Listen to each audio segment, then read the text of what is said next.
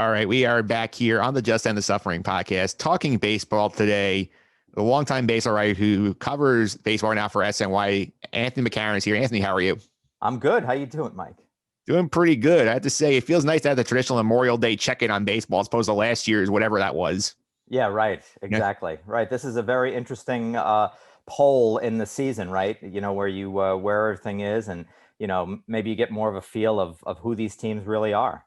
yeah, I'd say this whole year has been a couple of things for me. It's just like number one, the injuries across baseball, and get to the Mets in a second. Number two, nobody can seem to hit, which seems to be those two big things I've noticed, big picture wise. Yeah, absolutely. The offense is really concerning. I mean, we've obviously talked for a few years now about the three true outcomes being such a big deal in the game and dominating the action or lack thereof, depending on where you sit on the matter. And it's really concerning now with some numbers being at all-time lows and some strikeout numbers soaring as usual, and pitchers are back hitting in the National League, so they're going to strike out a ton as well. That's not particularly interesting in any way to me, at least. So yeah, we're in an interesting year, and I thought the Met game the other night, when DeGrom and VR got instant replayed out when on the bases, was kind of an interesting moment because they want more action in the game, and here's a guy stretching a single into a double. Oh, he was off the base for a nanosecond, he's out. And then the other guy, comes off the bag after stealing third. Doesn't MLB want? I thought they wanted more steals. He comes off the base for a nanosecond as well. Yeah, he's out via replay too. There's a lot going on in this game right now. Not all of it great. I mean, it's still a great game. Don't get me wrong, but there are some issues here. Yeah, the replay thing drives me crazy. Like you said, it's like we're wasting time now. We're slowing the game down for nanoseconds. Oh, his foot was 2 inches off the bag for a second and he tagged him, so he's out. No, that's not what the spirit replay is supposed to be. I've floated this idea online. How do you think about this? Is like, I think part of the problem here is that like the teams themselves being able to challenge has made this an issue. I wonder maybe if it'd be better if we have sort of like a skybox umpire who's there only challenging when you have blatantly wrong calls, like when the umpire calls a first baseman out when he's like 3 feet off the bag or something like that. Yeah, I'm open for anything that makes it better than it is right now, because that certainly was not the spirit of the thing. And it's, I mean, look, fielders are taking advantage of it now too, because they know that teeny tiny window might exist, so they're keeping the tag on. Maybe giving an extra shove too. I'm not accusing anybody of anything, just suggesting that it might be there. So they're keeping the tag on, and it's a strategy, and that's going to discourage people from trying to steal bases, because you never know where that element is going to come into play. Yeah, and the hitting thing is also a big problem because you look at it, we've already had 6 no-hitters, regular season 7. Technically, there were 7 because they don't want to count Madison Bumgarner's won the 7-inning game. But like, what do you think the fix is here to get the more obvious in the game? And I know they talk all these wacko things in the independent leagues, like moving the mound back and all sorts of weird solutions. Like, what do you think it is? Because I don't know what it is. Because the way it's baseball is going is not sustainable. Yeah, I call those circus solutions. They seem to be doing everything. But look, I'd love it if the game could evolve a little bit, and hitters who are trying to make all their money on pulling the ball and only hitting to the spots that they are, that obviously information and analytics has shown that they hit the ball to almost all the time. So you put your fielder there, and then it's an out instead of a single or a double. And I just wish that some guys could hit the ball the other way. I know it's hard. I know you've been taught the whole time, but the game has evolved through all these cycles throughout its history, with bullpen usage and the way games are played, and the almighty home run, all that sort of stuff. Why can't it evolve where a left-handed hitter hits the ball down the third baseline? If you hit 5 doubles in a week that way, they're not going to shift you that much anymore.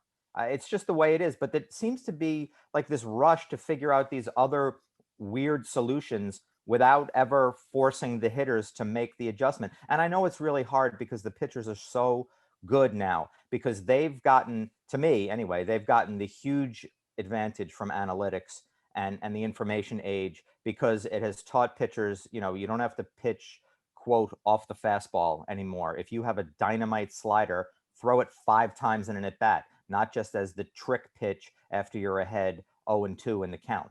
So I know it's really hard to hit these guys. Everybody throws 95, but there's got to be something that can be done that's not moving the mound back or forcing the fielders to stay in one place. There's a whole host of rules that I don't love going on right now. The 3 batter minimum, I don't love that one either. All these efforts for pace of play haven't really worked, have they? And now they're sort of going to adjudicate hitting, and it's not fair to the poor hitters if you shift over there. There's a lot of I wish I had the answer, but it seems like nobody does, but nobody's willing to try the hit the ball, wee Willie Keeler, hit it where they ain't. If they shift you over that to the right, hit it to the left. Yeah, I have one theory. I want to know what you take about this one. Is what my solution would be. I think it's not as radical as other ones. Is like this is limiting the size of the pitching staffs, where you can't carry 16 guys, 15 bullpen arms, and it forces the pitchers who are now just going all effort all the time, saying, okay, we're gonna just pump 97 from the start because we don't have to worry about facing batters third time, so we have the game by then. Force the managers to actually have to use their starters more creatively. That's an interesting point, because that is, I mean, they are leaning on that as a crutch, and all the pitchers now are brought up. You go as hard as you can for as long as you can, and then we'll take care of the rest. And this makes all the old pitchers who are in the game, in and around the game, whether they're coaching or broadcasting or working for teams, whatever, that makes them crazy, because they would never have accepted a 4 2/3 inning start, leaving with the lead but not getting a chance for the W. Or being satisfied after throwing 70 pitches, even if they were, even if 80% of them were over 97 miles an hour. Maybe maybe your idea would work, because it would force, pitchers to work the lineup differently. Like, know that you don't have to throw 101 to get the number 8 hitter out. And, you don't have to crank it up to full volume every single pitch. Maybe that would have an impact on injuries too, because that's got to be part of what is going on here, is that no one ever takes a breather on the mound and, gets somebody out with something that's not, the high octane. Yeah, I think the factor that in potential for less pitching changes. You can't just use guys liberally. I think that's a long-term solution. Not these carnival games that come up with, oh, we're going to start the extra innings, the runner on second base, or we're going to play 7 inning doubleheaders. Like, that stuff just seems like gimmicks. It does not going to work long-term. The extra inning rule just drives me insane, because I think, from my personal opinions, like, if you want to put it down to the 12th inning, fine. If nobody's got scored yet, you don't want to destroy the bullpen. But starting the 10th inning that way is not real baseball. Yeah, I agree. And the fact of the matter is that they've gone to this because they can't solve pace of play in any other way. I mean, to me, let's be clear about one thing: pace of play could be solved by the players, or at least they could eat up a lot of the dead time. They could take a lot of it out of the game if the hitters just got into the box and the pitchers pitched. Somehow they did it and I don't want to sound like a dinosaur saying, well, it was better in the better game in the 1950s or whatever, but they used to play quick games. How did they do it? I don't know. Everybody didn't have to check their batting gloves, and readjust every 5 seconds after a pitch. I'll go take a little walk around to reset. I get it. These are all, some of them are mental techniques for performance, and they work, I'm sure. But, get in the box, pitch the ball, stay in the box, pitch it again. And that would help that would shave minutes off. And they can't seem to even shave minutes off time of game now. And that's a big problem. And of course, they talk about how, the players get emails from MLB with a fine in it. And the fine is a joke. If somebody was fining me, I don't know what the fine is. A few years ago, when I talked to a player about this, he said it was something like $200.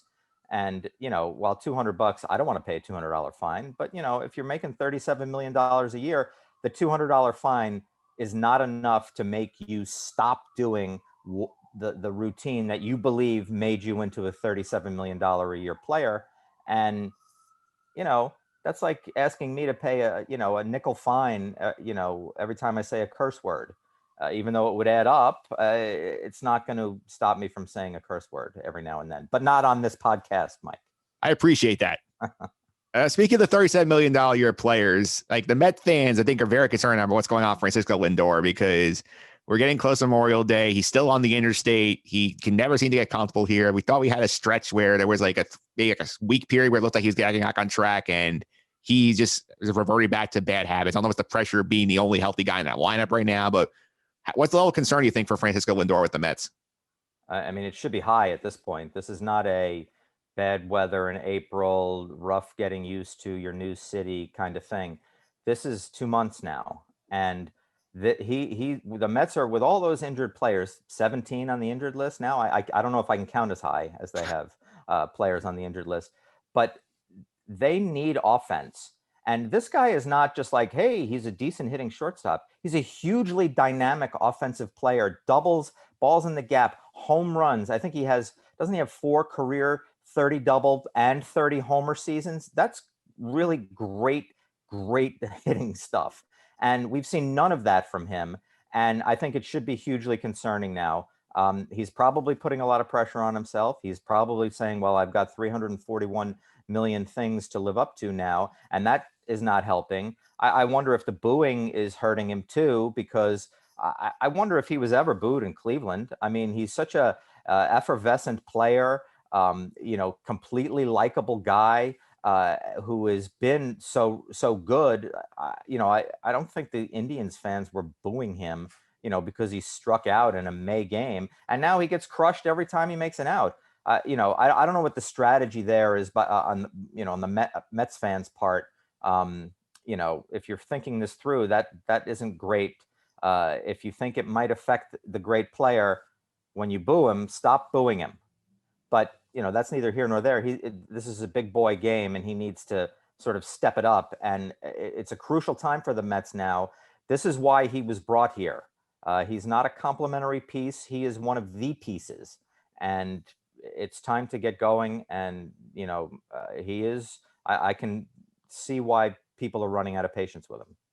Yeah, it doesn't help. I mean, the lineup around him is completely evaporated, and it's just absurd amount of injuries they have. Because I know everybody in baseball injury. Oh, but he wasn't hitting before, even when all their guys were there. Yeah, that's true. Also, it's making more profound right now. He's the only one there. He's not hitting. Yeah, right. Exactly. And I mean, James. There's nobody else in the lineup either. James McCann, who was terrible for most of the season so far offensively, great defensive catcher though, or at least it appears to be. He appears to be. I mean, he's started to sort of come to life recently, and he's the only other major league hitter in that lineup some nights. Yeah, for sure. And that lineup, I mean, everybody on the Suarez have injured because we've seen Marcell Ozuna went down for 6 weeks. The Yankees, a couple of guys get hurt yesterday. But the Mets, the amount of big guys getting hurt, all in big positions, just seems like so unfortunate. And the thing that's scary for the Mets is that, like, it doesn't seem like anyone's really close. That's how I made Pete Alonso from returning. And, like, they have a rough schedule coming up. So that's something you have to worry about with the Mets. It's like, yes, they've been good. The pitching's been able to carry them. But, like, how much longer can this sort of smoke and mirrors game go before they really hit a rough patch? It's a great question. To me, the thing that really just pops out like crazy is all the center fielders, all the people that they've had playing center field who have gone down. I think it's 4 now, and they're on their 5th. I mean, Cameron Maybin would be their 5th guy playing center field regularly, which is just crazy because we're still in May. And you're right about a tougher stretch coming up. Where it's not, doesn't really seem like it'll be something they can do to win these 3-1 games where they get their 5 hits in the game are enough to get a couple of runs across, and then you have some atomic pitcher on the mound who pitches great, and then the bullpen comes in and finishes it off.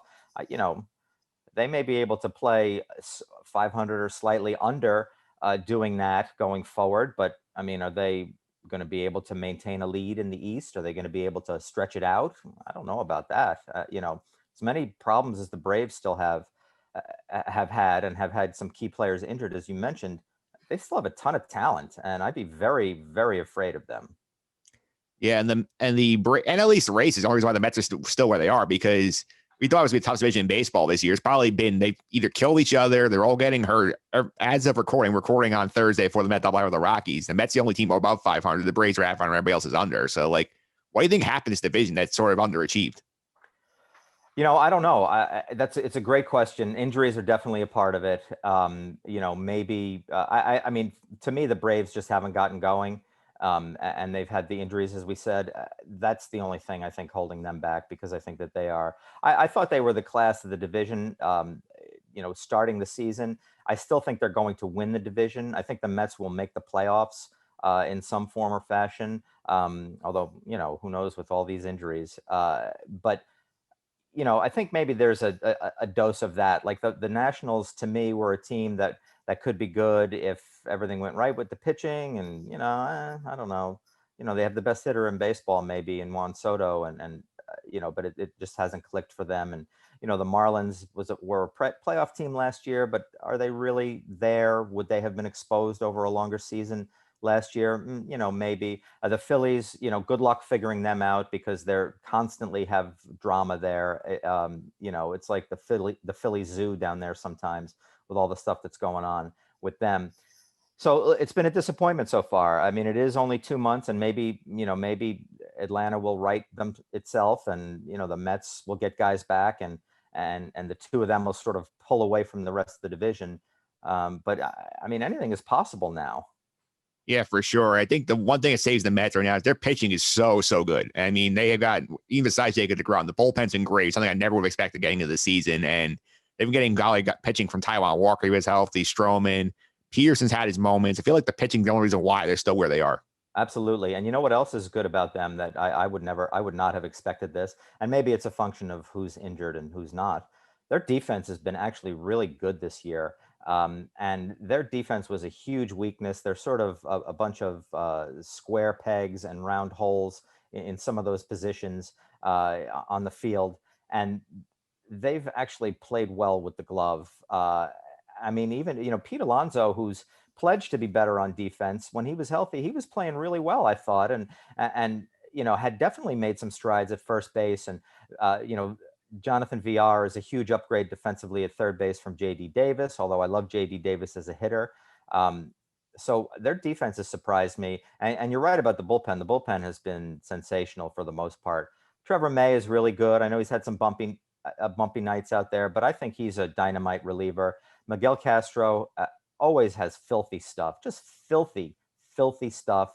He's been a key contributor as well. They've got, they even go down the depth chart. I mean, Sean Reed Foley has contributed a lot of quality innings, and I know that the everybody's flashpoint reliever on the Mets, Edwin Diaz, what are you going to say about him this year? I mean, the stuff is flying all over the place. His slider is incredible. He's throwing 101. He looks really sharp so far. I know people are still hand wringing over him, and they probably always will be, but he's a dynamite closer. Is let's shift gears to the Yankees for a few minutes too, because the Yankees, I think they got some very bad news yesterday with the Corey Kluber injuries out for 2 months, and strangely, the pitching has been the strength of this team, which is nothing I would have thought heading into the season. Like, how big a deal is this Kluber injury for them right now? Well, I mean, it sort of, shows you the truth about the risk that they took in the offseason by signing him and making him one of their big pitching moves. Obviously, Jamison Tyone was another one. But Kluber going down, he had sort of established himself as a legit number 2 starter, tucked in behind Garrett Cole. Making them kind of a staff, flash forwarding ahead to October, making them a starting pitching staff, a rotation that you would really sort of say like, yeesh, we got to face all these guys. Kluber coming in game 2. But it exposes the risk that they took, and now they're paying for it. If he comes back in October and is by October and is a factor in October, that's what I'm getting at. Then I think then Brian Cashman sort of can skate on the blame a little bit. But if he does not, and he is not a factor the rest of the season, then that's a big risk they took that swung and missed badly. However, they do have a bunch of depth in the minors. Kluber going down is going to open up a rotation spot for Devi Garcia, who probably is talented enough to have already been in the major leagues for the whole season this year. And he's kind of been, he's had a little back and forth going on. So we'll see. We'll probably get a real legit look at what this guy can do. He's got a little, big league seasoning now. He's got great stuff. He's a very good prospect. It's up to him to perform, obviously, but we'll get a good look at him. And they've got some other arms too who are intriguing. They've produced a bulk of potential pitchers who can impact the major leagues. Who knows if they will, and who knows if it'll be enough ultimately. But we're going to find out. And but that said, Cole, Herman, Jordan Montgomery, those guys have pitched really well. And, the Yankees do have some solid starters. And it is amazing to me that, we're not talking about their offense bludgeoning teams to death. We're talking about their pitching, carrying the day. And it's been kind of a, even lately they haven't homered teams. I mean, they were for a while they were close to the top in home runs in Major League Baseball, and they haven't hit a whole lot of homers recently. And but they're still playing pretty well. Yeah, one thing that's not about Kluber, you're talking about him, was the fact that obviously I'm a Met fan, and I was thinking about what happened with Johan Santana with his no hitter after he came back, he threw all those pitches. Next start, he wasn't great, got hurt, almost never pitched again. Not saying anything for Kluber, but you wonder if the no hitter was probably like a curse for him in some way, because yes, he had this historic moment, but coming off the injury, he pushed himself probably further than he's been in a while. Wonder if that had a negative impact on him. You kind of wish that he had thrown some more pitches during that game, getting through like the fourth, fifth, and sixth inning. So maybe they would have been tempted to take him out of the game. I think he finished that no hitter with 101 pitches or something like that, which is ridiculous. And it's, 30 something fewer than Johan did when he threw his no hitter. So yeah, you wonder, these guys don't throw complete games. They don't have to, I'll use the term, that everybody seems to love in baseball these days. They don't have that many up downs, and he had to do it. Not he had to go for 9 innings, and who knows? I'm certainly not a doctor, but who knows if it had an impact? And those no hitters are a great moment when they happen. You hope that it doesn't lead to an injury after that. I don't know if this has, but it's certainly something that comes to mind when it happens to start after. Yeah, for sure. And I think the thing that's interesting to me too with the Yankees is the offense. And I know they have injuries. They have had Giancarlo go down. They've been without Luke Voigt. They've had issues with Aaron Hicks. But you look at this team and you're sitting there, you're thinking, like, where has the offense been? Like, this is a team that's supposed to win with the homers. Like, how concerned are you about the fact that they are not hitting like they should at this point? Yeah, I mean, concerned for sure. I think that one of the bright spots for the Yankees is that Gleyber Torres has kind of gotten it together a little bit, because I was starting to get worried about him. He didn't have a great shortened season last year, although he sparkled toward the end and certainly in the playoffs was a big contributor. But I think he's with him at shortstop and the sort of mind melding of offense and defense with him, you wonder if his defensive struggles, we're going to the plate with him. He's been better defensively. He's been much better offensively, I think, lately. And I think that he can take off a little bit and maybe sort of make up a little bit of the difference in this offense that we were thinking of. But yeah, they have not been pounding.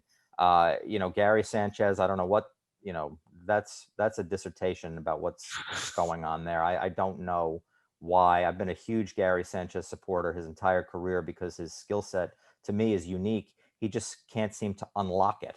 He can't seem to get that power going again, or hit enough to stay in there to get the power going again. Higashioka is an excellent defensive catcher and receiver and has earned playing time, forced his way into the lineup more, and good for him. He's not hitting right now either.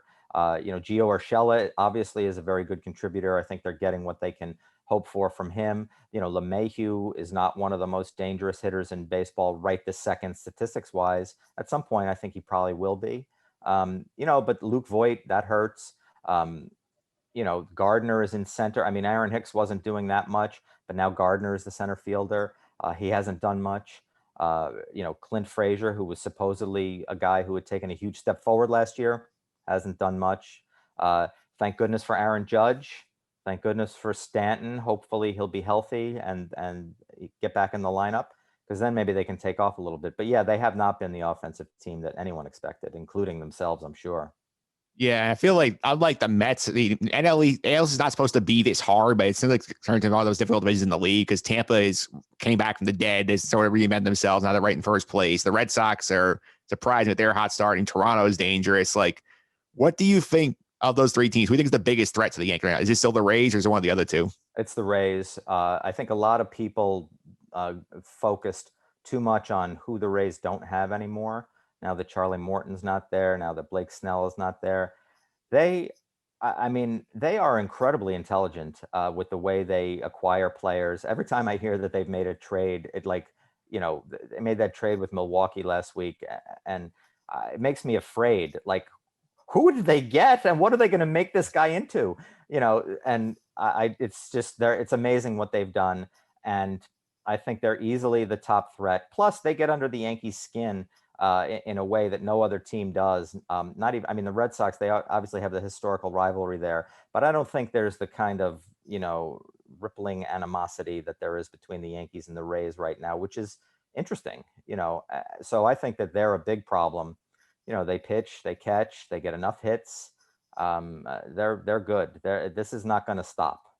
No, I think the Mets woke them up too, because that series, they're kind of scuffling heading into that series of the Mets. They sweep the Mets down there. They've won, I think, 9 or 10 of 11 since. I feel like that's the series that woke the Rays up.